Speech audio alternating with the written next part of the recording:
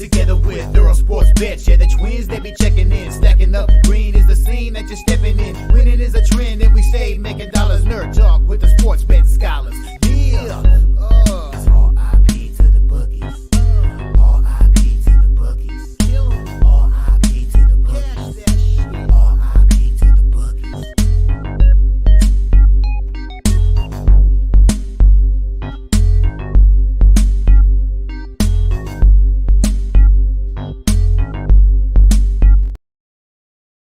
We are live. Welcome back to another edition of the Earle Sports Bet Show. My name is Nicholas Earle. We'll be joined here by my brother Tim in just a few minutes. But today we have a full baseball slate on Friday the 23rd here. We also have 3 preseason games in the NFL as well. So we have plenty of games to go over for today's slate. Before we get into today's games, before we get into today's slate, we'll take a look back at what happened yesterday. And overall, profitable day yesterday, up 2.88 units. So definitely cannot complain there for me. Start off with a double winner there. We'll start with baseball. That went 4-3, up 1.22 units. Nationals team total over 4.5, even money winner. Full game over 8.5 winner there. So nice little double up there. The Tigers' first 5 was embarrassingly bad. They get blown out in the first 5, and they end up losing that game 10-2. The Reds plus 122 was a loser, as well as the Steelers beat the Bengals 7-0 in that game there. It was, I believe all of it was 6 runs was in the 5th and then 1 run in the 6th for those Pirates. The Astros head into Baltimore, take care of business. Them struggling O's. 6-0 Astros there. As the Astros, I think, could make an argument to compete for that number 1 seed in the American League. How about that after the start they had this year? The Atlanta Braves get the job done. -110 winner over the Philadelphia Phillies in that one there. As they, I believe, take 2 out of 3 from the Phillies there. Ended it off with a loss there with the San Diego Padres -1, -108. I give a lot of credit to the Mets on that game. All the situationals were against the Mets in that spot. They traveled from east to west, no days rest. Severino was coming in off of a complete game shut piece, and the Mets were off an emotional walk-off win, and the Padres got embarrassed and all of that. It was Dylan Cease on the mound, and the Mets didn't care. They win 8-3. Very important win for the Mets there. Padres -1 does go down. In the CFL went 1-2, kind of a meh game there. The Argos never in doubt on a walk-off Rouge. Yeah, it was kind of weird watching a football game end on a missed field goal, and the team that missed the field goal won the game there. Toronto team total over 25.5 did come up short. I was kind of hoping that they were going to doink that field goal. So we got overtime, and I could have had that team total in the full game over. Both those lost, so frustrating there. But about overs, we about damn time got some overs in the NFL preseason, and I think this is going to continue through week 3. All those people that saw all those unders cash last week, how you guys doing this week? Indianapolis, Cincinnati over 34.5 even money, a winner there. Chicago Bears team total over 16.5 winner, full game over 32 winner. Because what do the Bears do in the preseason under Matt Eberflus? They score points. They've scored at least 17 in all 10 games under Matt Eberflus in the preseason. So overall, a really strong day there in the NFL. A nice profitable day in baseball. Slight down day in the CFL.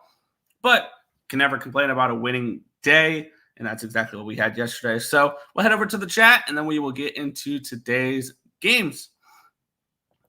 Robert in the chat, as always. The Astros got the job done. The Padres did not win, but the over and a half did. I still think they're the Padres. I still think they are an elite baseball team, the Padres. They were hot, and sometimes you don't win every game. McGrody and Yeager to the trip. So a couple trades there in the NHL. We'll be talking puck in about, 40-something days. That'll be fun there. Good morning. I had the Yankees run line and the Braves money line. A nice little day there for B Hawk. Good morning. Had an excellent day yesterday and got axe murdered with the Padres. I feel like everybody did. Everybody got killed with the Padres. Once I saw what was going on, I immediately hedged my bet before the game, and I put 1K on the Mets. So I parlayed, hedged the Mets first 3 innings plus 130 plus a half. There you go.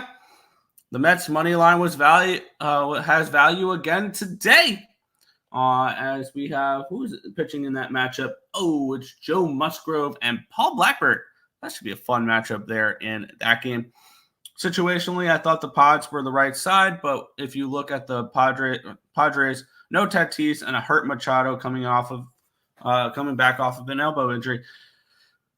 Tatis has been out for a while. He wasn't on the team at all for that hot run they've been on. So we'll see. And then I almost feel like running it back with the Mets first 3 plus 130. Blackie on the bump. I could see the Mets having some value here at a dog price in this game, in that game. But that'll be, I believe, one of the last games we'll go over tonight for today's games. But before we get into today's slate, if you guys are looking to expand your books, or if you're a daily fantasy player as well, go ahead, check out signupexpert.com. It'll tell you all the available books and DFS sites in your state or province and all the promotions they have for when you sign up. And if you guys want to help support ESB, we get rewarded for when you guys sign up. So if you want to expand your books, be able to shop around, and if you find the best numbers, you make more money or lose less money and have your money be able to last longer here in the sports betting world. And the best way to do that is have the best available books, be able to find the best available lines. Like you could have gotten last night with that Argos game. Some books were offering minus 130 on the money line, and some were offering minus 2.5 with minus 150 on the money line. So you lay the 2.5, you lose. You take the money line at a much lower price because other books offer different prices. You win. You look at that Colts game last night. I had 34.5. I almost lost that game if it wasn't for that late touchdown there by the Colts. But if you shopped around, 33.5s are available on some books. 34s were available on some books. Sometimes it's worth shopping around, having those extra available books. In order to do that, check out the link in the description down below. Signupexpert.com to sign up for sportsbooks to help you find the best available numbers. But we will get into today's card, and we will get started in Pittsburgh, where the Pirates are a pick'em with a total of 8.5 in this game. And we have had a pitching change in this spot here. It was originally supposed to be Andrew Abbott, and now I'm seeing it is Farmer for the Reds. So I need to get up Farmer's numbers here. Let's see if he's in my database. Have you pitched the last 30 days? Farmer, you have. Buck Farmer on the mound here for the Cincinnati Reds. I need to take a deeper look into him because I did not have him available, or I did not, because they have switched pitchers on us here.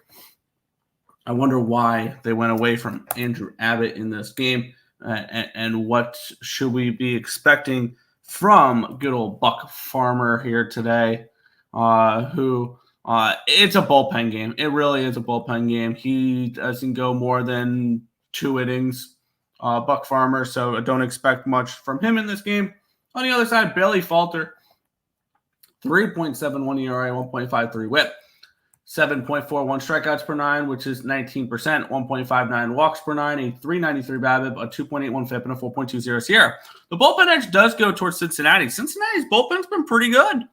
The line opened up at a 105. The pitching changed, happened, and now it's a minus 115. Line opened up at an 8.5, minus 115, and it's now an 8.5, minus 113 there. So we have a slight move towards the under, slight move towards the Pirates, but I don't know how much of that was based on the pitching change. So 75% of tickets, 76% of tickets, 80% of the cash is on the Pirates in this game. 76% of tickets, 75% of cash is on the over. I have no interest in this game. I don't want to mess with the bullpen game here for Cincinnati. And I don't know how to read the market as much here with the pitching changes that happened. But Tim, welcome to the show. Thank you. Sorry, I just got home. I heard pitching change, which is going to take me completely out of this game. I wasn't really going to look towards it to begin with. Two teams that are kind of tricky for me because I haven't been able to get them right, and they're kind of dropping in the standings. Neither of these teams are winning consistently. I'm going to stay away from this game. I have no reason to really want to go after this one. Yeah. Once I saw the pitching change, if it was Andrew Abbott, maybe I had a little bit more interest in this game because we can kind of project out Abbott a little bit better than a bullpen game. Yeah. Robert likes the Pirates today. There you go. Let's head to this one, Nick, where last night's game was ugly. It was exactly what I was anticipating. But let's get into it here. Houston Astros and the Baltimore Orioles. This line opened up at a minus 115. It's now 116. So we have a slight move towards the Astros. Line opened up at an 8 at even money. It's down to an 8.5. So 1 cent line movement towards the Astros and a half run line movement towards the under in this game. We have 60% of tickets and 72% of cash is on the Astros. And then we have 85% of tickets and 80% of the cash is on the over in this spot here. We have Hunter Brown taking on Kate Povich. Brown at 2.70 ERA, a 1.27 whip. 10.5 strikeouts per nine, which is 29%. 2.7 walks per nine, a 364 BABIP. A 216 FIP and a 3.12 Sierra. On the flip side, Kate Povich, 4.22 ERA, 1.69 whip. 5.91 strikeouts per nine, which is 14%. 4.22 walks per nine, a 333 BABIP, a 3.26 FIP, and a 5.83 Sierra. Povich has only pitched, though, twice in the last 30 days. He pitched on July the 29th. He gave up 3 earned runs on 7 hits, 5 walks, 6 total runs in 4 1/3 against Toronto. And then his following start, he was better. 6 1/3 innings, gave up 2 earned runs on 6 hits, 2 walks, no walks, 6 strikeouts, and 6 1/3 against the Red Sox. They did lose that game 5-1. It wasn't really his fault, though. They gave him no run support. The bullpen edge does go towards these Houston Astros. The hitting edge right now actually goes towards the Orioles, 116 WRC plus, which is 8th, compared to 104, which is 16th. This is, once again, Astros are nothing for me. Whether or not I want to pull the trigger on this game is something I'm still deciding on. But the only way I can look is going right back to Houston in this spot, as I think that they are making their way up to potentially being the number 1 seed in the American League. They're, I believe, 5.5 games behind the Yankees for that, though. And they are, 4 games? They're 4 games behind the Guardians for a bye. I think they get a bye when it's all said and done in the playoffs. And I think they continue their winning streak here. I think I'm just going to move on the Astros in this game, go right back to them. I said that they're at least going to take 3 out of 4 from Baltimore. I think I'm going to back the Astros every game of the series. That's fair. I'm prepared to throw my profits away because the Orioles they're struggling right now. But it is what it is. We expect teams to struggle. Every team struggles. So they're probably going to fall even more behind the Yankees because they get the Astros and they get the Dodgers compared to the Yankees who get, Colorado and Washington? Something like that. They get 2, yeah. So if the Yankees are not winning the division after this week, after the next 5 games, 10 games, 7 games, something's wrong. I'm still going to continue my experiment. If I lose, it is what it is. I'm not backing down on it. Houston Astros minus 115. Bet 365. It's the lock of the day. It is not. It's far from. Pretty much there. I stay 130, and I'm still up 24 units on the Orioles this year. So. That's still pretty good. The Orioles are not a bad baseball team. They're just they're just in a little bit of a slump right now.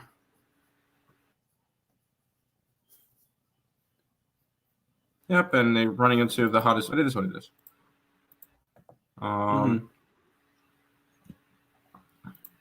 Salute to one of, if not the best morning rundown show on YouTube. Thank you always, my guys, and hopefully see y'all on Dave's later tonight. Dave's doing a show tonight? I haven't done late night shows in forever. I haven't either.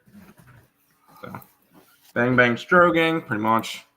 Strohs, Brown over K's. What's up, Nathan? Povich is a weak link. So everybody's on the Astros today. Okay, that's fine.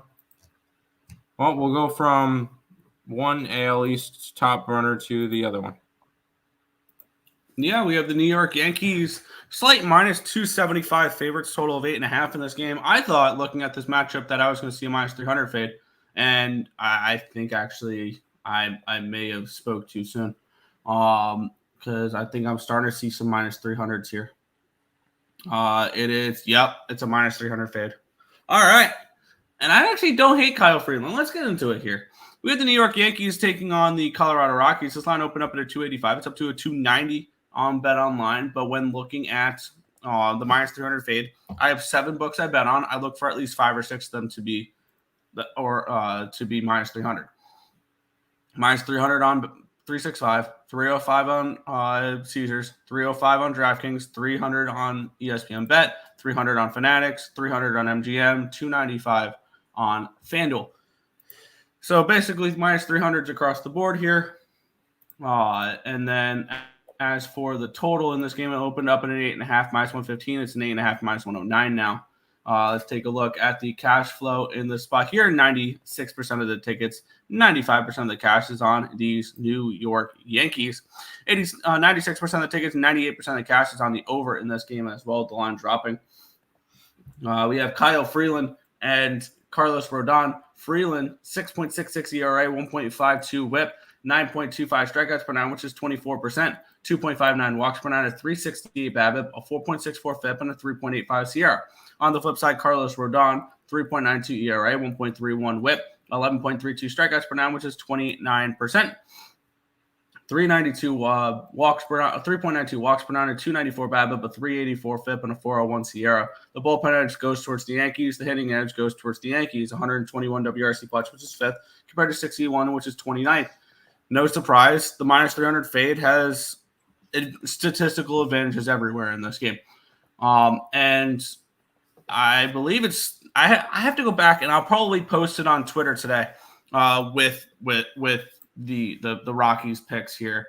Minus 300 fade has been profitable this year, pretty significantly too. I believe at one point it was up like 11 units. I think it's taken a small hit, so it's like I think it's more like 8 now, 7 or 8. But this is not for the weak-hearted, because we take big dogs. But it's going to be looks like both on FanDuel here. Plus 220 and plus 240. First 5 full game, Colorado Rockies. You have fun with that. I'm not going to get involved in this game. No point for me to get involved in it. I wish you the best of luck. Obviously, I would love to see the Yankees lose. But too big of a favor. I'm never laying it with the Yankees here. Not taking Colorado. Not really interested in a total. So no, it's kind of a weird start to the card, but we'll work our way around it. Yeah, and I don't mind this spot. I like Kyle Freeland. He's somebody who more at home than on the road, but he's somebody who knows how to pitch at Coors Field, which is something that the Rockies do need. Mm-hmm. But yeah, I'm going to be on this first 5 under. Or not first 5 under. First 5 full game money lines. 290 not a cash cow, correct. Yankees minus 305. Yankee run line. I'm betting Judge 2 homers this series. He needs 2 more for 50.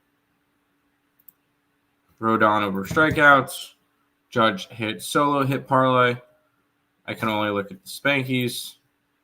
May past Rockies are unpredictable. Yankee fans get so hurt when you say they have a small ballpark. I don't like the Yankees. A lot of people don't like the Yankees. Rocks ain't hitting lefties lately. Rodon needs to record the win. Minus 120. There you go. What do you guys think about the Orioles money line? I bet the Orioles every single day as part of an experiment. It's up 24 units this year, so automatically I'm on the Orioles every day. So, and Nick's on the Astros, so we'll see. Let's keep on rolling. Yeah, we have the marquee matchup of the day, Tim. The Toronto Blue Jays are taking on the LA Angels. The Blue Jays are minus 195 favorites in this game, with a total of 9 in this spot. We have Chris Bassett taking on Jack Kochowicz. Line opened up at a 150. Immediately went up to a 185 within 4 minutes, up to a 200. A massive move here towards these Toronto Blue Jays, where we'll get into it. Line opened up in an 8.5 minus 120. It's up to a 9 at plus 107. So we do have a move towards the over, and we have a significant move towards these Blue Jays. 88% of the tickets and 85% of the cash is on the Blue Jays. The lines move towards them. 85% of the tickets, 88% of the cash is on the over. The lines come from an 8.5 to a 9. Hey, Tim, I know you don't bet Blue Jays games, but there is a grazing cow walking through the field with a Canadian flag on its back. Oh, dear God. And the Blue Jays are a cash cow spot today. That's disgusting. It is. It very much is. But it's going to be Toronto Blue Jays run line for me here in this spot. Let's get into the pitching matchup here, where I did not have Kochowicz typed in because we didn't have an official pitcher yet in this game. Let's punch him in to LA here, LAA, and it's Jack Kochowicz. Where he is a 2.63 ERA, 1.24 whip the last 30 days. He's been decent. 1.32 walks per 9, which is 4%. He doesn't walk. My bad. He doesn't strike out anybody. 1.32 strikeouts per 9. 2.63 walks per 9, a 239 BABIP, a 587 FIP, and a 5.83 SIERA. So I expect a massive negative regression from him. Chris Bassett, 7.2 ERA, 1.52 whip. 10.08 strikeouts per 9, which is 25%, 2.88 walks per 9, a 264 BABIP, a 5.36 FIP, and a 3.86 SIERA. Bullpen edge goes towards the Angels. Hitting edge goes towards the Blue Jays, 117 WRC plus, which is 7th, compared to 82, which is 27th. It's Blue Jays run line with the cash cow today. I don't bet Blue Jay games, but cash cow I can't go away from. And this might be the most disgusting cash cow I've ever seen. Blue Jays are not a good team. Angels are not a good team. So it's just kind of a gross play. But cash cow. Oh, sorry. I meant to hit the mute button and I missed. I'm sorry about that one. Good job. Yeah, I know. But no, this is a cash cow spot, so I'm not going to ignore that. So I'll take the Blue Jay run line. And I got plus 108 for it. Yeah, I'm getting even money on it as this line continues to move swiftly towards the Jays. I will have, and this is going to be over on Fanatics, I will have profit boosts, so I can use those to get it up to plus 115. But yeah. There you go.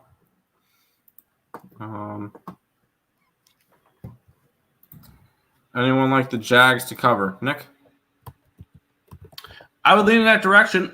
We will be talking over that game. I think I would like to add the Jaguars team total because I think that they can cover, but if they cover, it's because they put up points. Because we're expecting to see Trevor Lawrence and then Mac Jones afterwards tonight.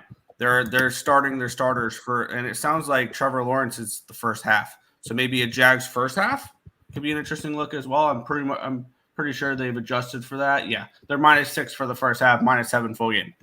So there's that. But yeah, I would lean towards the Jaguars covering. I kind of want to see the Jaguars team total over. There you go. By the way, Nick, put up your preseason plays soon if you can. Jays, I see a cow. Yes. Before anyone scored, I want to bet the Blue Jays money line. Yesterday, it didn't pull the trigger. I got you. Bassett's a hound. 7 strikeouts. Hit the live under in that game. Nice. Angels pitching is bad. That's correct. Vladimir Guerrero 4 hits at 11-1. Good luck to you. The Jays think they're a good team. That's all that matters. Sure. FSU -30. No, give me Georgia Tech money line. Jays -2.5. I could see that. And I'll go ahead and put this play up on site.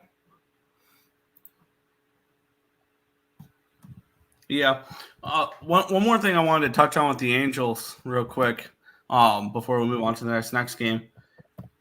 Their GM has done such a great job with this team. You know how they've been perennial contenders and all things along those lines the last few years, where the Angels, Artie Moreno, has extended the GM, Perry Minasian, to an additional 2 years because he has done such a great job with this Angels team because they have one of the worst teams in baseball. The Oakland A's are arguably better than them, and they have arguably one of the worst farm systems in baseball. So let's extend the GM. Good job, Angels there. Props to you.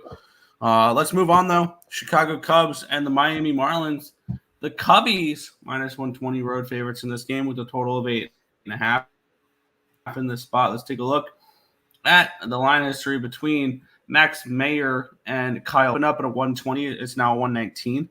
It opened up at an 8.5 at even money. It's still an 8.5 at even money.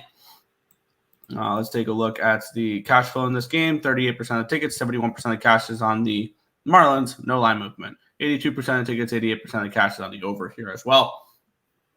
And we have Hendricks, who I expect better from. 5.14 ERA, 1.19 whip, 6.43 strikeouts per nine, which is 17%, 1.29 walks per nine, a 281 BABIP, a 4.64 FIP, and a 4.01 Sierra. On the flip side, Max Meyer is not particularly great. An 8.10 ERA, 1.76 whip, 7.33 strikeouts per nine, which is 18%, 3.47 walks per nine, a 352 BABIP, a 6.85 FIP, and a 4.69 Sierra. The bullpen edge goes towards these Cubbies. They've had one of the better bullpens in baseball the last 30 days. Hitting edge does go towards the Miami Marlins, 103 WRC plus, which is 16th, compared to 86, which is 24th. It's Cubs money line for me, and I kind of lean towards maybe an under in this game as well. I expect Hendricks to pitch just fine in this matchup. So I kind of lean under with this game as well, but it's just going to be Cubbies money line for me, which I'm finding -125 on Fanatics. I got -120 over on FanDuel. So I'm going to continue to ride out this fade the Marlins train. And we're going to go start it off or we're going to keep it going by Cubs -120 today. Not really any cap in the game. Don't feel like you need to. Not that I don't need to, but this is the Marlins fade every single day. There you go. Mo Harris is laughing. Angels hate their fans. Yeah, they do. Mystics -5. That's the I took the under. I don't think either of those teams score. O's money line, yes. Berger. Home run. You think a home run by Berger? He's been killing it. Let's go to this one, Nick. Yeah. The Cleveland Guardians and the Texas Rangers. The Guardians minus 130 favorites with a total of 7.5 in this spot. Let's take a look at the line history in this game, where we have the Guardians opening up at a 137. It's down to a 130. Line opened up at a 7.5. It's down to a 7. So line moved towards the under, and a line moved towards the Rangers in this game here, with 72% of tickets, 81% of the cash on the Guardians. 78% of the tickets, 72% of the cash is on the over in this game here.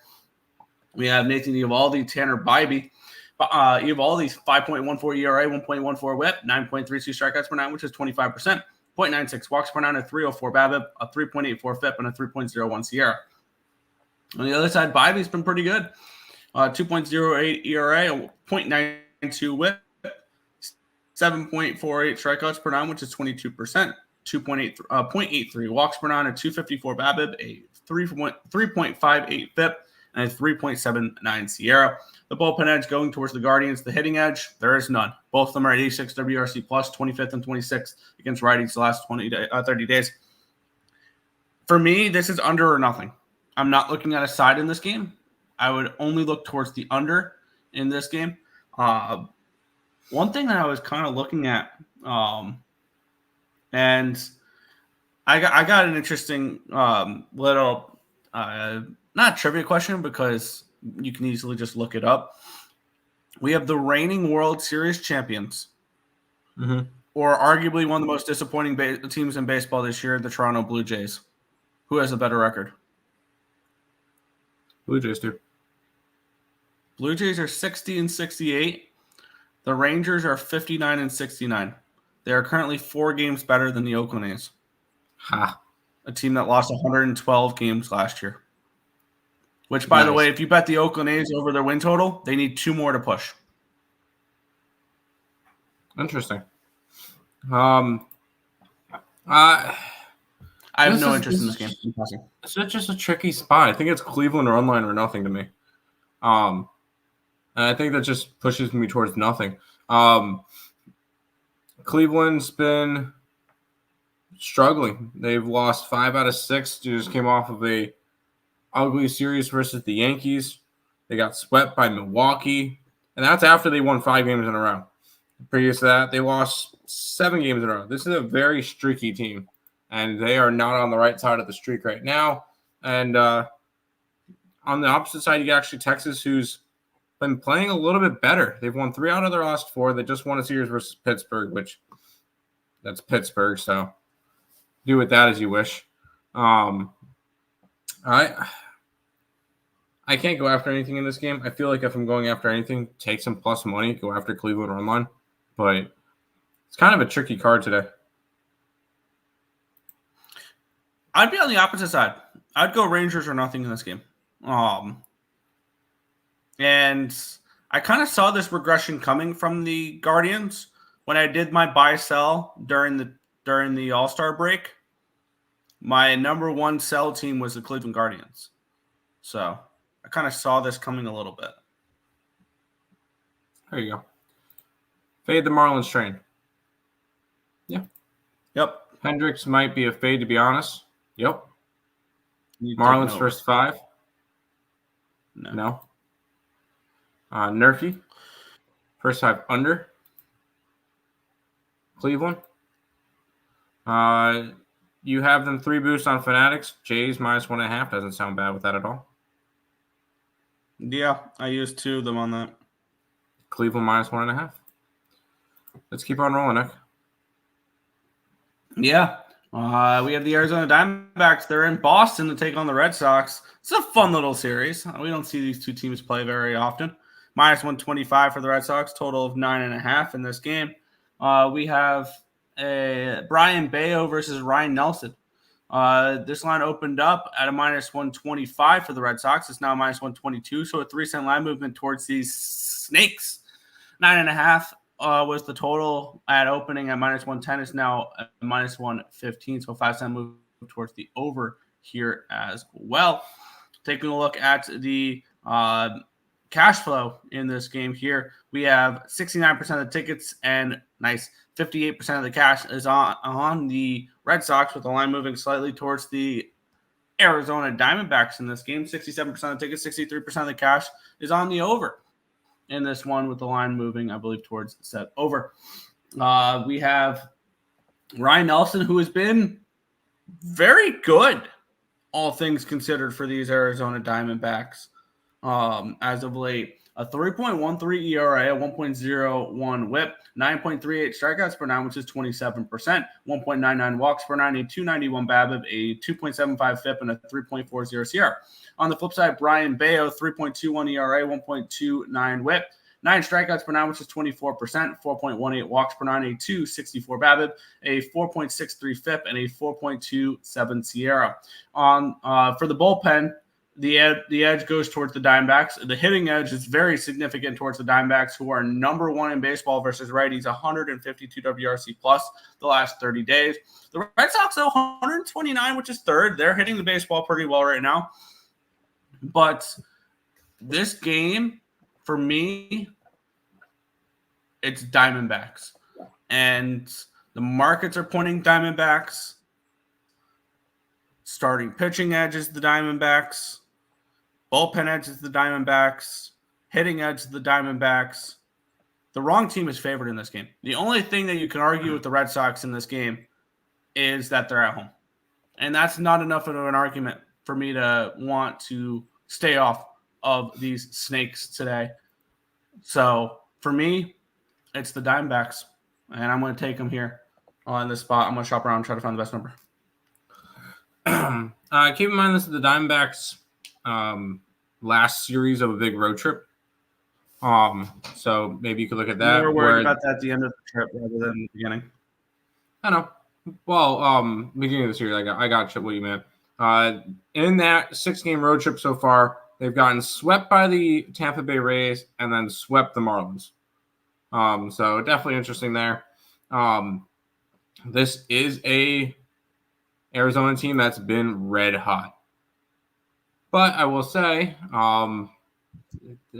there definitely is still some flaws with this Arizona team. There's flaws with every team. But I look at this one. If I wanted to go after anything, I know you just mentioned a whole bunch of stuff with advantages and stuff. I want to go towards Boston in this game. This is a Red Sox team that I want to trust. They're coming off of a series win versus Houston, a split series versus Baltimore, then came home. They're home now after a successful 4-3 road trip, and I think they can build momentum off of that. Keep in mind, this is a Red Sox team that is still competitive for that wild card spot. And they're currently 3.5 games back of the wild card, and you could look at it. I still think they have a chance to catch Minnesota, catch Kansas City. As sad as it sounds, in the schedule that we're seeing, they have a chance against Baltimore. They have that's a little bit of a stretch. They're 5.5 games back of them, but this is a Red Sox team that needs to win these types of games to keep themselves in a postseason race. And I would lean towards the Red Sox in this one. I would take the run line that gives a little bit more plus money, but that's just me.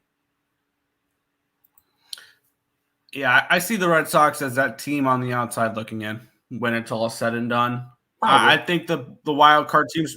I think the wild card teams right now stay the wild card teams. I think the only difference we might see is the Royals win the Central rather than the Guardians, and the Guardians be that 5 or 6 seed. And I think we can see jockeying for position as well. I think we see the Royals get the 3 seed potentially, the Astros get the 2 seed, and things along those lines, because I could see regression continuing for the Guardians. But yeah, no, I don't see the Red Sox. I think this was a good step-up season for the Red Sox. You're playing with house money at the moment. If you're Boston, I don't see them making the playoffs, though. That's fine. D-backs, lean snakes, first 5 money line. The over. I could see the over. It's a Boston Red Sox game. Fade Boston on Fridays, especially at home. That's right. There's a whole big thing. You're good, Nick. You got it. Jock Pederson, home run. I really like. Plus 400. Not my favorite game. May pass. Twins versus D-backs World Series. No one is ready for it, but I know. No one's ready for it because that's not going to happen. Padres, Astros. I'm going to continue to plant my flag. It's going to be Padres, Astros. And the Padres win in 6. Mets versus Orioles. All right. Zona missing Walker and Marte is huge. Yes. Let's keep on rolling, Nick. Yeah, we have the Atlanta Braves and the Washington Nationals minus 260 for them Braves with a total of 7.5 in this game. Let's take a look at the line history in this spot here where we have it opening up at a 240. It's up to a 255, so a 15-cent line movement here towards the Atlanta Braves. Line opened up 7.5 minus 120. It's now 7.5 minus 105, so we do have a move towards this under as well, expecting Chris Sale to pitch well. We have Chris Sale and we have Mackenzie Gore, your pitching matchup here. 92% of the tickets, 79% of the cash is on the Braves, so the public are on the Braves here, Tim. But pump the brakes, though. 91% of tickets, 89% of cash is on the over. The line's dropped a little bit here, just a few cents. It's not a cash cow. The total 7.5. You're looking at least you need at least an 8 for a cash cow. So no cash cow here. If this were to hit an 8, now we're talking. But at the moment, it's not. Mackenzie Gore has been terrible. 6.48 ERA, 2.08 whip, 6.48 strikeouts per 9, which is 15%, 4.68 walks per 9, a 3.98 BABIP, a 5.48 FIP, and a 5.26 ERA. On the flip side, Chris Sale is walking away with the Cy Young Award right now. I don't see how he doesn't win it. 2.35 ERA, 1.14 whip. 13.79 strikeouts per 9, which is 38%. 2.35 walks per 9, a 3.88 BABIP, a 1.4 FIP, and a 2.39 CR. So I don't see anything in his numbers to suggest he's going to slow down either. It's just going to be smooth sailing for Chris Sale the rest of the year, which, of course, he gets that with the Voodoo Braves magic. I don't get it. He can't stay healthy with Boston, but then he goes to Atlanta and he makes every single start this year without a problem. So kind of annoying there, but yeah. Bullpen edge going towards the Braves. Hitting edge goes towards the Braves here. 120 WRC plus, which is 8th, compared to 98, which is 21st. I have no interest in this game whatsoever. Just way too big of a line, really, for me to want to back the Braves. The Braves.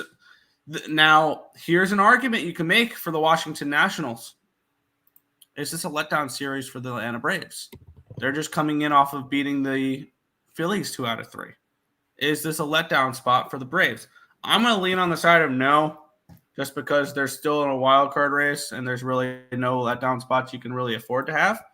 But for me, you could make the argument that the Nationals at this number with Mackenzie Gore is playable. And if you expect Chris Sale to maybe slow down a little bit, there's that argument there too. My numbers don't suggest that, though. It's a stay-off spot for me. But I really don't have too much of an interest in the Braves at this number unless this total was at least an 8. You say it's a letdown spot. I think this entire series can be a weird one for the Braves. You know who they play this weekend? Who? The Phillies. They're back in Philadelphia this weekend. Oh, it's a sandwich. So this is just a weird spot altogether for the Atlanta Braves. Now, it's the Nationals. If they're a legit team, they should sweep them. They should have no problem with the Nationals. Am I laying a run line on the Braves today? Absolutely not. Because a run line on a home team right now is around minus 125. No, thank you. Am I interested in the Nationals at all? No. I would love to see the Nationals win this game. I don't think it's going to happen. Yeah, I would love to see an answer. Absolutely. But there's got to be a team that ruins parlays, a monster favorite that ruins parlays, and it's either going to be Atlanta or New York? I would probably. I would lean more towards New York. Because people are higher on Washington than they are Colorado. Fair. Braves minus 1.5. I think I'm living on a farm today. That is not a cash cow because the total is 7.5, and it's got to be at least 8. That's part of the criteria. Cy Young nominee Chris Sale. So yeah, best pitcher. Yeah, he's the best pitcher this year from the National League. Braves run line. I could see Sale. It's because Sale is so good. Washington team total under. Nothing like Atlanta baseball in September. Ozuna home run. Imagine if they had Ronald Acuna Jr. Yeah, the wild card race wouldn't be close. The Phil Bums. They wouldn't be competing for a wild card. They'd be winning the division. You, me, and Nick could beat the Nationals right now. 6-1 final. No, I don't think we could. All right, Nick. Are you ready to celebrate? This line feels very trappy. Let's get into it, though. I haven't really looked into it yet. But we have the Chicago White Sox and the Detroit Tigers here. The Tigers are minus 145 favorites, total of 8.5 in this game. This line opened up at a 152. It's down to a 145. Line opened up at an 8.5 minus 120. It's now an 8.5 minus 115. So we have a move towards the under. And we have a move towards the White Sox here in this spot. Let's take a look at this matchup where we have 75% of the tickets and 76% of the cash is on the Tigers here. And they're making it more appealing to back the White Sox. No, they're making it more appealing to bet the Tigers. My bad. The line's dropped.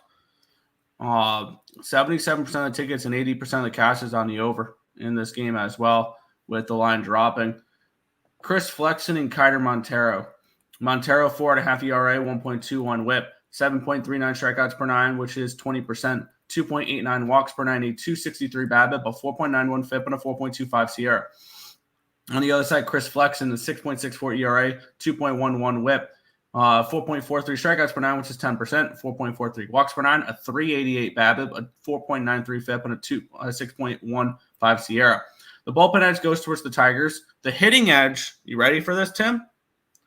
Goes to the White Sox. 79 WRC plus, which is 29th in baseball against righties. The Detroit Tigers are the worst team in baseball versus right-handed pitching the last 30 days. 76 WRC plus. I feel like there's a better play in this game than the side, and it's the under. I think the under is probably the best look in this game. I would love to know where the offense is coming from in this game. And I know you're going to be like, Chris Flexen Day. Do we trust the Tigers to hit Chris Flexen? I get it. Chris Flexen's bad. Do we trust the Tigers to do anything offensively in this game? I think the answer is no. And that would ultimately keep me off of the White Sox, or off of the Tigers in this game. Is I don't trust them to score enough to cover a run line against the White Sox here. Would it surprise you if the Tigers win this game 3-2? Yes. Like they can barely score, and they win this game 3-2. But I think the best play in this game is the first 5 under 4.5 minus 110 over on Bet365. That would be the only place I look in this game. And if I had to bet a side, it's White Sox first 5 or nothing for me. It's White Sox or nothing. I'm sorry. This market, I can't bet into this market the way it is with on the Tigers here. I feel like they're just betting to take the Tigers here, and I'm not going to fall for it. So I would go first 5 under or nothing, and I'm actually very tempted to add that to my card. You do what you need to do. That's fine. I'm not saying you're wrong. I've just been backing. I've been betting Chris Flexen Day for a while, and in his last 8 starts, the White Sox have lost all 8. Obviously, they're 2-22 when he pitches. All 8 of those starts were by the run line. 6-1, 3-1, 13-7, 8-5, 10-2, 7-1, 6-2, 8-6. Then 2 games that were non-run lines against Cleveland and LA, and then back to getting run line. 5-3, 7-1, 6-4, a 7-6 in there, a 3-1, a 6-4, a 7-2, a 6-3. Like, they're 2-22 when he pitches. Out of the 22 losses, 3 of them are not by run lines. So no, I'm not worried about the line movement. No, I'm not. I don't care what the books are trying to tell you in this one. Fading Chris Flexen has been money. I'm going to continue to do it.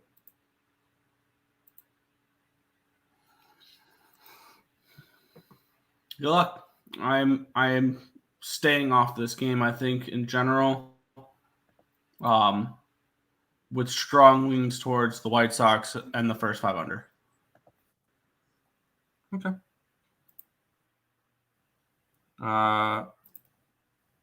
Click. What's up, fellas? There we go. What's up, fellas? Just hopped on. Did you guys like the Reds today? We stayed off of that one because there was a pitching change, and just I wasn't going to deal with a pitching change like that. So, my computer's being slow. Tigers run line. Hey, Nick, I'm going to back out and come back in. Can you go over the chat? Okay. Over 8.5. I mean, under. Where is the offense coming from in this game? I truly, I mean, you trust the team that's the worst hitting team against righties the last 30 days to put up runs? I don't. Tigers can hit when they have a good matchup. I don't see it. I mean, this is a Detroit Tigers team that is dead last in baseball for runs scored this year. 23rd in baseball. I'm sorry. They put up 4.13 runs per game. This is one of the worst offenses in baseball. I don't trust them to put up runs. Here's the thing though. They'll either score 2 or they'll score 10. There's no in between for the Detroit Tigers. And maybe this is the pitcher to do it. Which is why I'm ultimately staying off the spot. But yeah, that first 5 under was definitely something I was looking at. There's Motor City Kitties. Good luck. Chris Sale to record the win. That's probably not a terrible way to chop down the juice. 2-8 flex, 18 flex. Yeah, Flexen's been bad. I'm not saying he's been good. I would worry about the Tigers going over themselves. They're last in baseball the last 30 days against right-handed pitching. They're not hitting. Jace Jung, 3 hits. Good luck. 10-1. I would love to see that. I would be willing to take a team total under on the Tigers today. For the first 5 at least. That White Sox bullpen scares me. But I'd be willing to put a bet out there that the Tigers do not touch 5 runs today. Which I would like to take a look at that real quick. Let me go over to game props because the total is 8.5. This Tigers team total 4.5 minus 125 to the over. I'd take the under. I'd take the under on the 4.5 there. I think this is a 3-2 game. What's good, Timothy Hake? I almost hit Logan Webb complete game. Went 8 innings, 93 pitches. Not my fault. He got pulled. Yeah. It is 8.5 for a reason. Maybe. Scooble will throw a complete game versus the White Sox probably. I don't know. I think they're going to try to cut his workload down. So maybe next year. Played it close to the nipple. Just went Tigers money line. Good luck. How about an over with the Tigers? No, I like the under in this game. I think I need to bet the under. I think I need to put my money where my mouth is and bet the goddamn under in this game. I don't trust the bullpens for the full game under. So they can go ahead and get their runs late in this game. I'm going to add the first 5 under to my card. I'm going to challenge the Tigers to score runs. I'm going to do it. So I'm going to add that real quick. Are you able to continue on with the chat? Yeah. Game final 6-3. There were a lot of runs. There were a lot of runs yesterday. Favorable matchup. White Sox have worst bullpen in MLB. I bet you $10 that the Tigers will score 5 runs. Nick? Guy wants to bet you straight up. Sure, I'll take that. Yeah, I'm betting the first 5 under 4.5. Minus 110 over on Bet365. There you go. And I think the White Sox win this baseball game. Okay. Let's head to ad break. Yeah. If you guys are looking for a alternative to energy drinks, you want to be able to get through your day, power through your morning, things along those lines, but you don't want all the chemicals and all the different additives and things along those lines that you have in the big energy drink brands. There's W Energy. They are a good alternative to all those other energy drinks with vitamins and their formula designed to help focus and concentration without jitters or crash. They also have no sugar, and they are no additives, no colorings or dyes or anything along those lines. And if you guys want to just maybe dip your toe in the water, give W a try. You can get the starter pack, which is one of their shakers, and 3 of their flavorings. And it's $16 to give it a try there. And you can use the promo code ESB. It'll save you 10% off of your order. Here's the website here. They got all of these. There's your shaker with the 3 flavorings there. And they have all these different flavors as well with all the different powders and things along those lines. So be sure to give our sponsor, W Energy, some love here and support them. Head over. The link to that is in the description down below. Use the promo code EarleSportsBets. It'll save you 10% off your order as well.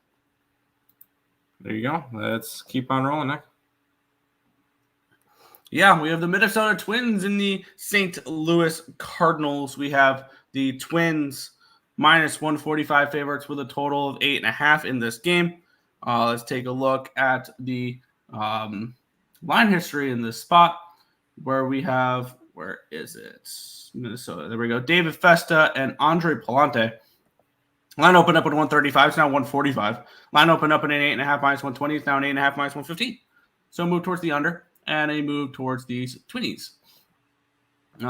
We have 73% of tickets and 89% of cash on the Twins. 75% of tickets and 76% of the cash is on the over in this spot as well.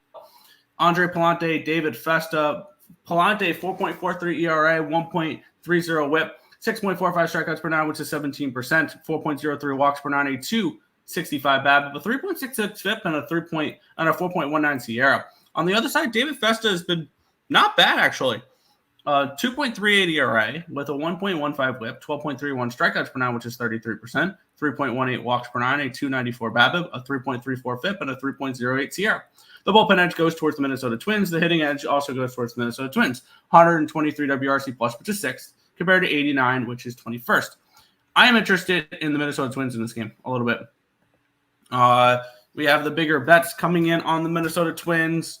The line is moving towards them pretty significantly, so the market is showing a little bit of concern in this Twins money. I see a pitching edge with David Festa over Andre Palante. I see a bullpen edge. I see a hitting edge. They're at home. Everything's correlating, I think, for me to take the Minnesota Twins on the -1 line in this game. I'm going to shop around. I think I'm going to end up adding that here. Minnesota Twins -1 at minus, or I don't know the odds. I'm going to punch that in. and I want to see what the odds are. They're about minus I'm 104. seeing some minus one. Yeah, I'm seeing minus 155 over on the ESPN bet. I'm seeing with the plus 140 run line. I think that's where I'm end up going to pull the trigger on it here. So with the 140 price tag, minus 106 over on ESPN bet. Minnesota Twins minus 1. I think this might be more of a letdown spot for the Cardinals, if anything. I'm going to agree with you. I'm going to be on the Twins here, minus 1.5 at plus 140. You got the Cardinals coming off of a big series win versus the Brewers. And yes, I know they're not really in the playoff picture much anymore, the Cardinals. And they've kind of fallen off, but that's still a big series win to get against your division rival. So I do think it's going to be a little bit of a letdown spot. St. Louis had to travel after that one. Yeah. To Minnesota. And this was after they had 6 games at home versus the Dodgers and Milwaukee, where they went 3-3, which is not terrible. Going up against those two teams and going 3-3 for 6 games. But I think traveling, going on the road after being home for a little bit, I think it's going to be a rough spot for them. Twins run line, plus 140 at Will Hill. Yeah, I like Minnesota in this spot.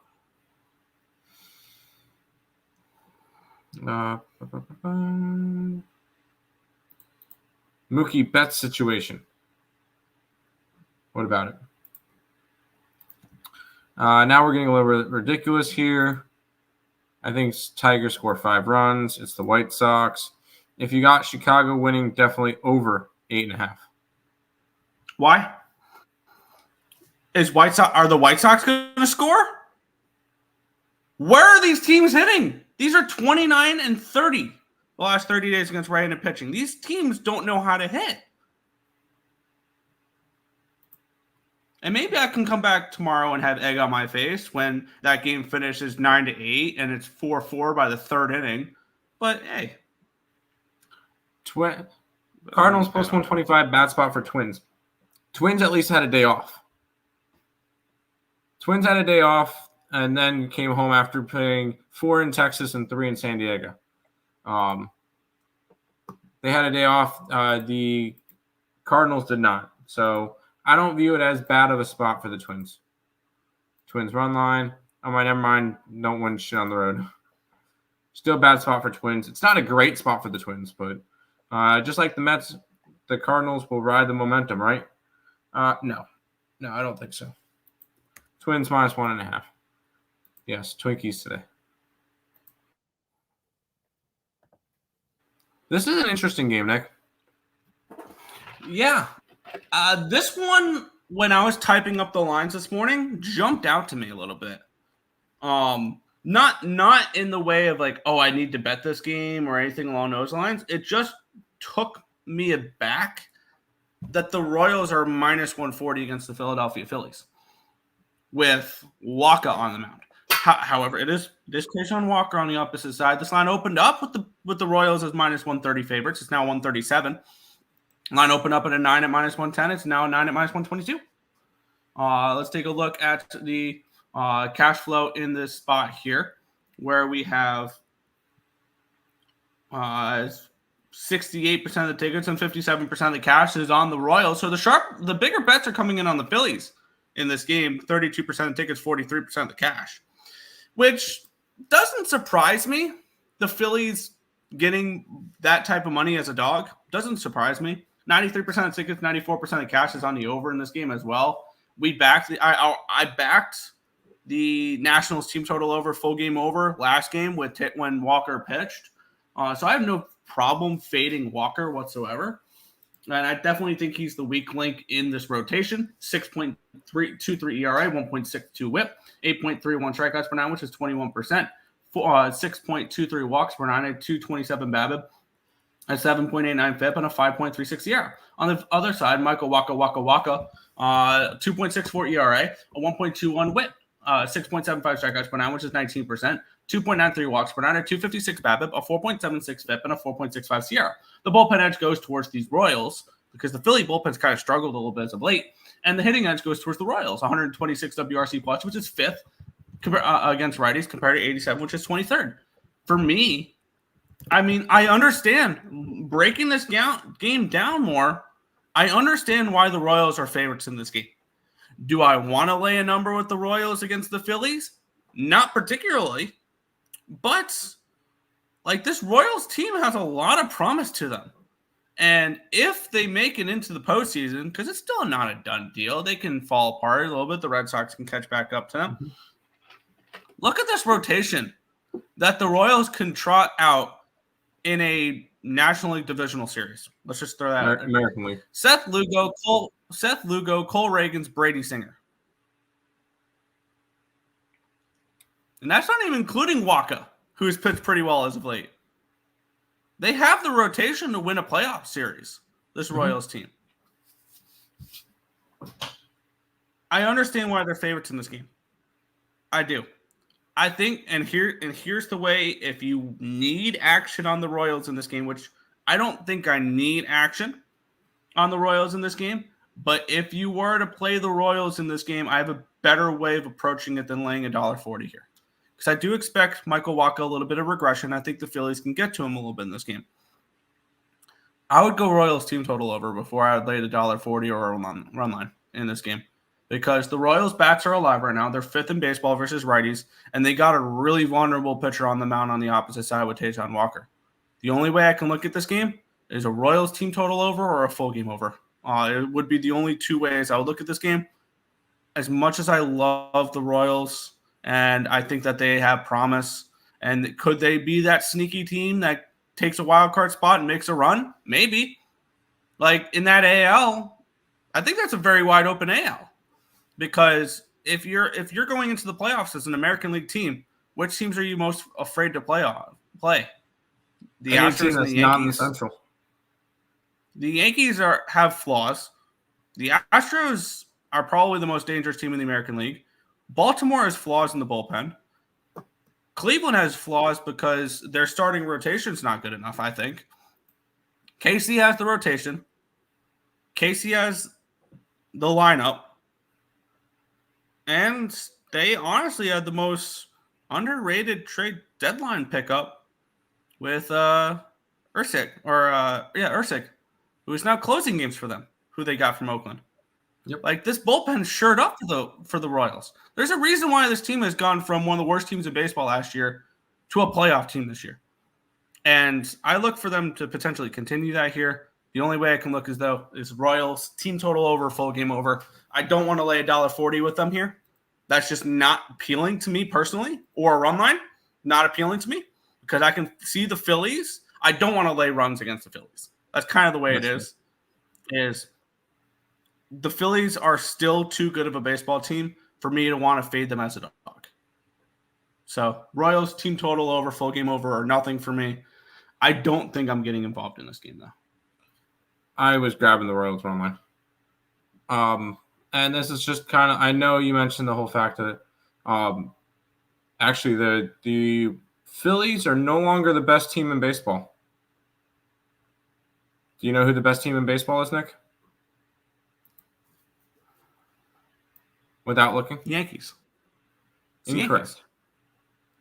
And I know this one might, as crazy as it sounds, this one might have went a little bit under the radar. The Dodgers are back to being the best team in baseball. Correct. 594 win percentage. The Yankees are second, 586. The Phillies are third, 583. And then the Guardians at 575, 574 for the Orioles. So that's what I'm looking at right now is you get one of the best teams in baseball and they're plus money. I want to go the opposite way almost every single time. Walker's pitched great. Wheeler is not. I like this Royals team. Royals are only 2 games back of the Guardians for the division. And the same with the Twins. So this is a a divisional race that's going to really be fun down the stretch. I want the Royals here. Sign me up for the Royals run line. I found plus 155 on ESPN Bet.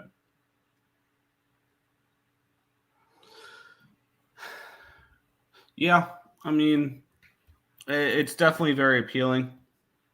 The Royals in some way, shape, or form. And I think I might get involved with an over in this game, with maybe that team total over. I still got to decide, but that I want to take a look what that is because the total's a 9 and they're a favorite, so that's probably 4.5 juiced, and I'm probably just priced out of it. So we'll see. Sorry, it's MGM that has the run line at plus 155.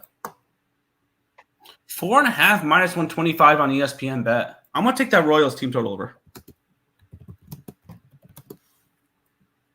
Okay. I was expecting minus 140 for that 4.5. So I'll take the minus 125. Twins minus 1.5. I agreed. Royals team total over. Yes. Royals run line. Yes. The over. Yes. Schwarber bomb. I could see the Schwarber. Witt 2 hits. Bohm 2-hit parlay. Witt's been fantastic. If it wasn't for Aaron Judge, Bobby Witt would be running away with the MVP right now. Like right now, it's Aaron Judge, Bobby Witt, everybody else. Like there is such a big gap between Aaron Judge and Witt, and then Witt and everyone else, or Witt and Soto and everybody else. So I agree with the Witt spots. Bad spot for the Phillies. Casey had a day off. Correct. I like the Royals in the over. I'm tailing T. Earle on this one. Give me the Royals with cheese and a Burger King. If you say so. Let's roll. All right, Nick. Yeah, Kansas City Royals team total over 4.5 minus 125 ESPN Bet. That was kind of the spot I wanted to attack, and I was able to get the right number for it. New York Mets and the San Diego Padres. Padres minus 135 favorites, total of 8 in this game. Joe Musgrove and Paul Blackburn. This line opened up 135. It's now 136. And this line opened up in an 8 plus 105. It's now an 8 minus 103. So a move towards the over and a 1 cent line movement towards the Padres with 73% of tickets, 77% of cash on those Padres. 95% of tickets, 90% of the cash is on the over in this game as well, with the line moving towards the over a little bit in this one here. So we expect runs in this game a little bit, and I can understand that thought process behind this game. Blackburn 4.33 ERA, 1.26 WHIP, 7.33 strikeouts per nine, which is 20%, 2.67 walks per nine, a 289 BABIP, a 4.57 FIP, and a 4.38 SIERA. On the flip side, Musgrove 1.04 ERA, 0.92 WHIP. He's been great since returning off the IL. 7.27 strikeouts per nine, which is 21%. 3.12 walks per nine, a 227 BABIP, a 3.28 FIP, and a 4.36 SIERA. Bullpen edge going towards the Padres. Hitting edge goes towards the Padres. 128 WRC plus, which is 4th, compared to 114, which is 10th.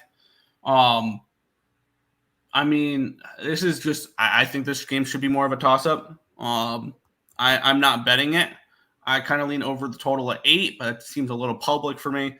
Overall, not a game I'm interested in getting involved with. I got burned with the Padres last night. I'm staying off of the Padres here. But I guess I would lean towards San Diego because I kind of like Musgrove. But I do project a little bit of negative regression from Musgrove, who's pitched really well since coming off the IL. So no play here. Can we say Blackburn's been great for the Mets since coming over? He had one bad start against his former team who knows him. Other than that, he's been great. 1 earned run versus the Angels, 1 earned run versus Colorado, 1 earned run versus Miami. Wow. I just noticed the opponents that he's faced since coming over to the Mets, and that is LA, Colorado, Oakland, and Miami. Holy shit, that is a bad card. This is definitely going to be the best team that he's faced so far. But the good thing is, because Oakland and San Diego don't play each other like they didn't before the everybody plays everyone schedule. They didn't play them a lot. Most of those batters on San Diego really haven't seen Blackburn. And the Mets have seen Musgrove a lot because they seem to face him every time that the Padres come to town. I kind of like the Mets in the spot with Blackburn on the mound. If there was a spot for San Diego, it was last night. Coming on, getting a day off, a day with rest, right? They had a day. No, they didn't have a day off. No team had a day off. Never mind. But they were coming off of losing 11-4 at home. The Mets had to travel across the country after an emotional win against Baltimore the day before on a walk-off homer. And yesterday would have been the San Diego spot for sure. I said in the beginning that this series would be split because I thought the Mets were going to lose last game. I think the Mets win this series. And I think the one game that's going to be in question, I believe, is tomorrow. No, not tomorrow. Sunday. Because Peterson pitches tomorrow. Sunday is Quintana. That'd be the one that would question. We do not get – well, Manaea pitched last game, the Oriole game. That's right. He threw an absolute gem. He did. I kind of lean Mets in this game. Fair. No one – it's going to hurt my brain, but Padres -1.5 half unit. Good luck. Fool me once, never. Twice, Mets first 3 innings +130. Get it. It's not always about the money, Spider-Man. Lindor has been tearing the cover off the ball. This has been a second half of the season, or a good chunk of the season, where Lindor looks like the MVP. And I know we're going to get shit from 446 from saying that, but I strongly believe that DHs don't deserve an MVP. But that's just me. Padres -1.5. All these stats when Tatis are when Tatis was active. Tatis hasn't been active in a while.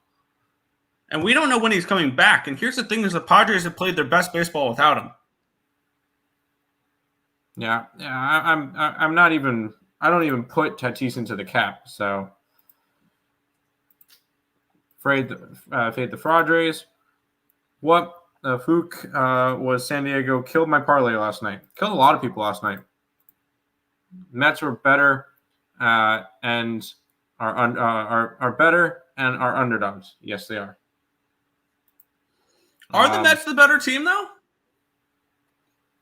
Okay. I'll put this out there. Ready? Both these teams make the playoffs. The Padres make the NLCS, and they take on the New York Mets. The Padres have the home field advantage. Who is favored? Padres. By how much? 150? 150? 160? In a 7-game series where they have home field? Yeah. Yes. I strongly believe that. And I think the Padres win that series in 5, maybe 6. Mets won't score 4 runs. I don't know. The bats have been clicking. I can see Musgrove pitching well. The ultimate question with Musgrove is does he have the shiny stuff on his ear that helped him pitch well in the wild card game a couple years ago? Astros, Mets, D-backs parlay. I'm not going to talk you off of. Well, I don't like the Arizona. I don't like Astros, and I kind of lean. I only like the Mets actually in that one. Mets, Padres didn't take advantage yesterday. We all lost on them. I didn't bet the game. Actually, I won my bet. I took the over. So you know what that means? This is the game the Padres winning cover. Yeah. Everybody was on them yesterday. They win tonight. Yes, right now. Mets are totally healthy right now. The Pods are banged up and got trounced last night. Let's be honest. Last night was a close game. The Mets scored 5 runs in the 9th inning to make that look like not a competitive game. But it was a competitive game. So, by the way, Nick, a little bit annoyed last night because I might have made a DGen same-game parlay. Mets over, Lindor over 1.5 bases, Alvarez over a base. Everybody in the Mets lineup got a hit besides Alvarez. I could have literally chosen anybody else, and it would have won.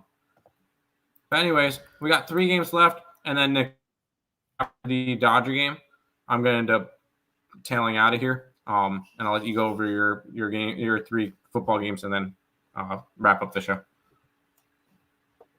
Yeah, We have the Milwaukee Brewers and the Oakland Athletics. This is an interesting line here. The Brewers are minus 120 favorites, total of 7.5 in this game. Oakland hasn't been playing bad baseball. They've been a pretty good team in the second half. And I think heading into next year, I think I have a bold take for next year. The Sacramento A's make the playoffs. Oh yeah! Whoa! Slow down. Wait! Can I explain? Can I explain? No. They're going to do what the Royals did this year. No. They're going to take the step up that the Royals did this year. Yes. They have the pieces developing. They have the pieces developing and things along those lines. It's my long shot. It's my outlandish statement. Sure. But I think there's worse teams you can pick than the Oakland A's to make a step up. No. We'll see. No. This line open. Good. Fine. This line opened up at a 128. It's down to a 121. So it's moved towards Oakland in this game. Line opened at a 7.5 at minus 110, and it's still 7.5 minus 110. We have 80% of the tickets, 91% of cash is on the Brewers. This line's moving towards the Oakland A's. 87% of tickets, 88% of cash is on the over in this one as well. JP Sears and Aaron Savali, your pitching matchup here. Savali, 3.74 ERA, 1.25 whip, 6.23 strikeouts per nine, which is 17%, 1.66 walks per nine, a 304 BABIP, a 3.53 FIP, and a 4.42 SIERA. On the flip side, JP Sears, 3.12 ERA, 0.87 whip, 7.79 strikeouts per nine, which is 23%, 1.3 walks per nine, a 250 BABIP, a 3.25 FIP, and a 3.61 SIERA. The bullpen edge goes towards Oakland. Their bullpen's been better as of late. The slight hitting edge does go towards Milwaukee here. 101 WRC plus, which is 20th, compared to 95, which is 19th. Give me the Oakland A's. Give me the Oakland A's in this game. I think this line tells you everything you need to know, that a team that is competing for the best record in the National League is only a minus 120 on the road against the Oakland A's. And I see the pitching edge with Oakland in this game. I see the bullpen edge with Oakland in this game. And Milwaukee 73-54. They are a game behind the Philadelphia Phillies for the 2 seed. We are talking about potentially the Phillies, who were the runaway number 1 seed, a month ago? Playing on wild card weekend against potentially the Atlanta Braves. How great would that be if the 2 teams getting the buys are the Dodgers and the Brewers, and we have the Phillies playing the Braves on the wild card weekend? I would love that, even though it means the Dodgers win more baseball games. But yeah, I still think the Dodgers probably get the 2 seed at the very least. But my experiment was saying they're going to win 95 games, and I was still going to be profitable betting against them. That was what my statement with the Dodgers was, is that they're going to win games. I'm well aware, but I don't think 95 wins would be enough to have a profitable season. No, on the betting lines. But when it comes to this game, give me the Oakland A's money line. I'm on there with you. I already put them up. Scrappy bunch. I really do like this Oakland Athletics team in the second half. They've been a little bit of a moneymaker for us. And the line in itself tells you everything you need to know. As you mentioned earlier, it's really, really kind of a nice spot for it. And I'm going to grab Oakland with arguably their best pitcher on the mound, JP Sears. A little bit of a short money pick 'em price here. I'll grab it with you.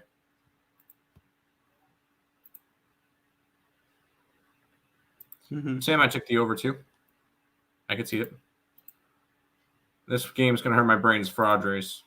No. 5 runs in the 9 innings. Smell a little rigged. Oakland, first 5 money line. I like Oakland. It's not a bad look. Last time I saw the Brewers play, they looked like they didn't care about winning. A's will walk off the Brewers tonight. I feel it. Ooh. That's a bold take. I like it. Nerfy and Brett Rooker 2 hits at plus 244. Right on. Got 2 more games in the MLB, Nick. Yep. I'm just placing my bet here on the Oakland A's. Oakland A's plus 105. BetMGM. San Francisco Giants and the Seattle Mariners. The Mariners are minus 140 favorites in this game. Total is 7.5 in this one. We have Luis Castillo and Hayden Birdsong. We have this line opened up at a minus 147. It's down to a 137. Line opened up at a 7.5 minus 110. It's now a 7 at minus 116. I have a feeling I might end my night with 3 dogs. And that's kind of a fun thought there. We have 88% of the tickets and 83% of the cash is on the Mariners. The line's moving towards the Giants. Line opened up, 80% of the tickets, 74% of the cash is on the over here as well. And I get it. The Giants are not the sexiest team in the world. Hayden Birdsong does give you a little bit of concerns. 7.31 ERA, 1.63 whip, 10.69 strikeouts per 9, which is 26%. 5.63 walks per 9, a 3.08 BABIP, a 5.91 FIP, and a 4.47 SIERA. On the flip side, Luis Castillo, 3.38 ERA, 1.23 whip, 10.74 strikeouts per 9, which is 28%. 2.45 walks per 9, a 3.20 BABIP, a 3.57 FIP, and a 3.29 SIERA. Bullpen edge goes towards the Giants. The hitting edge goes towards the Mariners, 114 WRC+, which is 12th, compared to 96, which is 18th. I think I'm just going to leave it at a lean at this point, but there's no way in hell I'm laying a number with the Seattle Mariners. Not happening. This team is now 64-64 this year. They are a 500 baseball team. They have I believe the same record as the Tampa Bay Rays. And we've considered the Tampa Bay Rays out of the mix for a while. My bad. The Rays have a half game better record. They're 64-63. Mm-hmm. The Rays have been a half game better than the Mariners this year. I'm going to stop you real quick. Before you jump on the Giants, and I see a comment on it now. This is the first game. Just a lean. I'm not betting it. Not betting it. First game since Seattle fired their manager. Yeah. So I'm taking Seattle run line. And this is just whenever we see a manager fired. Obviously, I did not do this. Oh wait, no, we did do this when Chicago fired their manager. But I'm taking Seattle as my last play of the night. I'm grabbing the run line and I'm going to run with that one. So, grabbing Seattle here, run line after firing their manager. Good luck. The guy they hired has absolutely no managerial experience or anything like that. That's fine. Unless the team loved the manager and it was like a wrongful firing, I always like to fade I always like to back the new manager, but that's just me. Giants and the over. Yeah. Seattle just fired their manager. Watch they score 10+ runs. Seattle Mariners 12-3 last 15 games at home versus NL 15-5 in first game of home series. Seattle money line. LJ coming in with the stats. I like it. Seattle, just like in hockey, new coach. Exactly. Nick, I'm actually going to leave you here because I don't touch Dodger games, so I'll let you break down this one and then your NFL games. I'll be back tomorrow. Nick, I appreciate you finishing out the show. Good luck, guys, today. All right. We will move on. Last game of the baseball card, the LA Dodgers and the Tampa Bay Rays. The Dodgers, $1.90 favorites, total of 9 in this game. Let's take a look at the line history in this spot here, where it opened up at a 190 to 192. So we have a 2-cent line movement here towards the Dodgers in this game. Opened up at a 9 at minus 105. It's now a 9 at plus 107. So we do have a move towards the under here as well. We have 95% tickets and 94% of cash on the Dodgers, and it's moved a massive 2 cents. So that's definitely, if you're a Dodger backer, that is not something that would give you any type of confidence. 94% tickets, 91% cash on the over in this game as well. The line dropping. Tyler Alexander versus Bobby Miller. Bobby Miller has been through it this year. He has not looked good. And he's continuously gotten hit this year. And his last appearance was on August the 17th. He's pitched once in the last 30 days. In that start against the Cardinals, he gave up 4 runs on 8 hits, 1 walk, 1 strikeout, and 4 2/3, and a 5-2 loss in St. Louis. He's pitched a bunch of games on the road. He's back at home now with Dodger Stadium. I don't trust Miller, though. He has looked terrible. And on the flip side, Tyler Alexander has not been bad. A 2.25 ERA, a 1.10 whip, 9 strikeouts per 9, which is 24%. 2.25 walks per 9, a 259 BABIP, a 3.86 FIP, and a 3.39 SIERA. The bullpen edge goes towards the Tampa Bay Rays in this game. The hitting edge, let me switch it because I had undecided here for the Rays for a few minutes from last night.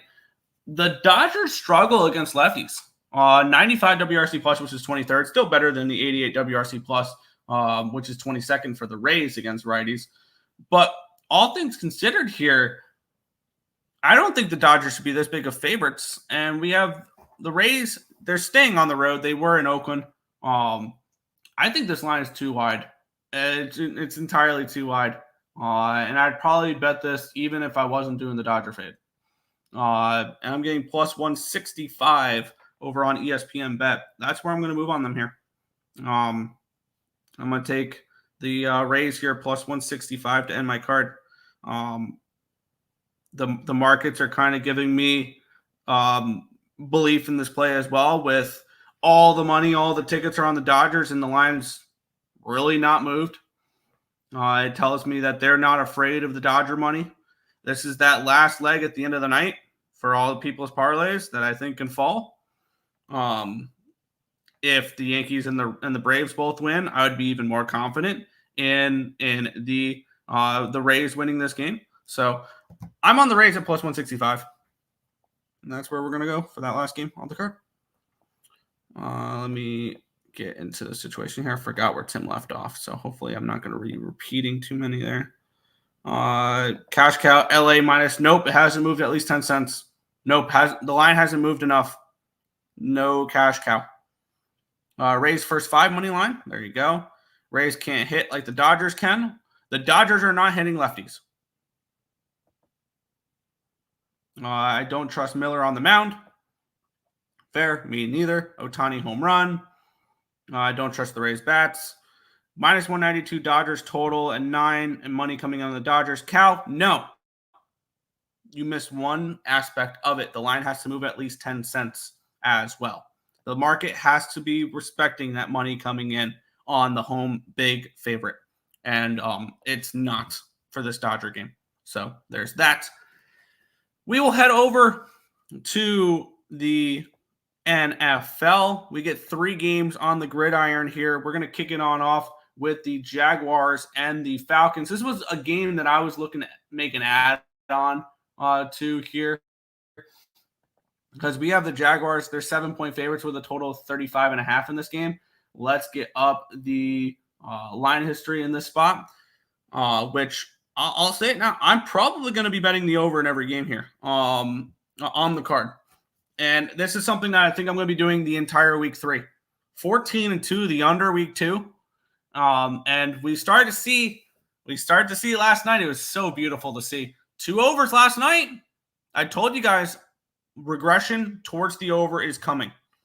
And it's this week. And week 3 has been the highest scoring week in NFL preseason since they've gone from 4 weeks to 3 weeks. This line opened up at a 4.5. It's up to a 7 now for the Jaguars. And they announced that we're probably going to see Lawrence and the starters for almost a half. And even after that, we're going to see Mac Jones. So I understand why the Jaguars are this big of favorites. Total is 35.5. The line's not moved. Let's take a look at the cash flow in this game here, where we have let's get this line loaded and more than just the spread. We want all markets. There we go. We have 61% of the tickets and 50% of the cash is on the under in this game. So the public on the under in this spot. And we have 57% of the tickets, 50% of the cash is on the Jaguars. So the line's moving towards the Jaguars. money coming in on the Jaguars. It all makes sense there. I'm not laying 7 on the road here. I think that'd be irresponsible, especially with this line opening up at a 4.5. But I would like to back the Jaguars here, and I think the best way to do that would be the team total over. It allows you not to have to lay this big number of -7 on the road, and I'm going to see what this team total over is because I want to see what type of number, because it's -7.5 now, and of course BetMGM or ESPN bet's not giving me a team total here for this game. So I don't think Fanatics does either. I think BetMGM does. There. Let's take a look for NFL. Why is it? Oh, there we go. Let's see. Does it have totals? Jacksonville total points 21.5 -110. I'm going to stay off of that total. I'm just going to stick with the full game over in this spot at 35.5. I like Lawrence to be able to put up points in this game, and things along, and Mac Jones to do the same. I lean Jaguars. Maybe it's a Jaguars first half if you want just Lawrence in there, but it's Jags or nothing. I don't want to lay 7 points with them though, and it's the over. The over is the play for me. Over 35.5. I like the over in the Dodgers. Yeah. Both games went over yesterday. Good call. Appreciate it. Hopefully we'll see more today. Jacksonville -7. Falcons ain't good. I look for them to put up points. That's my main thing there. Is I'll look towards that team total over with Jacksonville, if anything. But we have the Miami Dolphins and the Tampa Bay Buccaneers. This is one of the higher totals of the week. 38, when the average total is around 34. So there's that. Let's take a look at the line history in this spot. And this line's moved up because I believe the Buccaneers announced they were starters in this game. The line opened up at a 34.5, and it's gone all the way to a 38. Line opened up at the Dolphins at -1.5. It's now +3 for the Dolphins. So that tells me that they expect the Buccaneers to take care of business in this game. I'm seeing 37.5 as the total for this game on a lot of these books that I'll be able to bet. And I, once again, this is cash flow in this game. 65% of the tickets, 75% of cash on the under. So the public, once again, on the under, and the line's moving towards the over. So this is another over bet here for me. I'm probably going to be on all 3 overs today. So there's a little bit of spoiler. I think I'm just going to move on overs throughout the entire week. I'm getting over 37.5 -110 over on ESPN bet, and I'm going to move on this over here. I expect the starters for the Buccaneers to put up points, and even the backups for the Miami Dolphins. Like we're not going to see Tua, but we're still going to see Mike White, and we're still going to see Skylar Thompson, which I believe will be able to put up points in this game. So I think the Dolphins at plus points is not a bad look either. But the dog to favorite type of thing there, it's just I think moved too far for me to want to back the Bucks. And I'm more interested in backing overs this week. So over 37.5 for me here, Bucks and Dolphins for this one. Fins +3. I kind of lean in that direction. If I had to back a side, it'd be that. But no play here. Talk about a big line move. Holy crap, this game. San Francisco and Las Vegas. This line is up to a 9. It opened up with the Raiders as 3.5-point favorites, and now they're 9-point dogs. This line opened up at a 36.5 down to a 32.5, so a plummet on the total. And these are the totals I kind of want to attack in this week, are these 31.5, 32.5, things along those lines. 64% of tickets, 68% of cash on the under. And then we have 46% of tickets, 55% of cash on the 49ers. I cannot come here on camera and tell you that the 49ers are a good play anymore. I just can't, because that would be irresponsible. They opened up as 3.5-point dogs, and now we're asking them to win by double digits. I'm sorry. I can't call myself a respectable capper and come on camera here and tell you that the 49ers are a good play in this game, because they're just not. Granted, this line tells me we're going to see starters for the Niners, and we're seeing nobody for the Raiders. And if we're seeing that, I'm just going to grab the over. And the over 32.5. These are the low totals that I want to be involved with this week, is with these overs, is these 32.5s as well. Because everybody's going to see the Raiders are not starting anybody. They've named Minshew the quarterback. So we might see some Aiden O'Connell in this game. Maybe. But 32.5, I think this line's just moved too much. I'm on the over to end the card here. 3 overs for me. Over 35.5, Jacksonville, Atlanta. Over 37.5, Miami, Tampa Bay. Over 32.5, San Fran, Las Vegas. Should be the Bucks favored more when the Finns got a couple injuries. Yeah, you can get the Raiders at a 9 now. Just saying. That's more teaser protection more than anything, though. And in these preseason games, I'm not surprised to see teaser protections. But if you can get an 8 and tease it down to a -2 for the San Francisco 49ers, and maybe tag that with if you can get Miami 2.5 up to 9.5, it's not a bad look. But that is. Or you can tease the Jacksonville down and San Fran down if you wanted to do that as well. But that is everything for today's card. We're gonna recap and then head on out. But first, if you guys are maybe looking to go to any of these games here, head over towards SeatGeek. They have a ticking grading system from red to green to help tell you guys what tickets have the best value and which ones you might be getting ripped off a little bit with. There, you guys like to find value when you're betting games. Why not find value when you're going to games? And that's the best way you can do it here over on SeatGeek. And if it's your first time using SeatGeek, use the promo code ESB. It'll save you $20 off your first purchase. Recap, and then we will head on out. In the NFL, all 3 overs. For me, I'm on Jacksonville and over 37.5. That's 35.5. I'm on Miami and Tampa Bay over 37.5. I am on the Niners and Raiders over 32.5. In the MLB, Houston Astros -115. Colorado Rockies first 5 +220. Full game +240. The Toronto Blue Jays run line even money. The Cubbies -125. The Diamondbacks +114. Royals team total over 4.5 -125.